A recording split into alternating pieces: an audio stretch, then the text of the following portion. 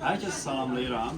Mən Carola Carola, Master Akademiya olaraq bir bağ evine yığışmışıq. Çox sağ olsun, bizi ev sahibliyi edib, bizi qonaqlar köməklik edib ki, biz hamımız yığışaq, bir bağ evində iftar süfrəsi edək. Bizimlə beraber Günel müəllimlər, hoş gəlmişsiniz sizlər, yorumlayasınız, əzəmizə halallayın. Ramazan ayının 14-cü günündəyik, birazdan hamımız iftar süfrəsi edəcək. Nəyiniz var, nə hazırlayır iftar süfrəsində Günel xanım? Xanımlar, tələbələr, aşpaz müəllimələrimiz içəridə salatlardır, pulavdır, onları hazırlayır. Gəldim, gördüm, ət də hazır, amma bilmirəm, əti özləri doğrayır. Yəni kimsə ətin doğrama qaydası düz deyil, biraz düzəltmək lazımdır.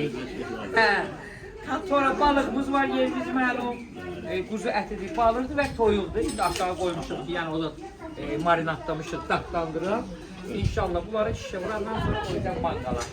Mən oruc deyiləm, mən oruc tutanlara qulluq eləməyə Borcumuz.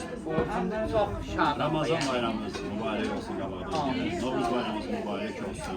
Oruç tutanlar orucu qəbul olsun. Amin Allah. Herkese oruç tutmak nasip olsun. Amin Allah. Bir daha bayramımız mübarək olsun.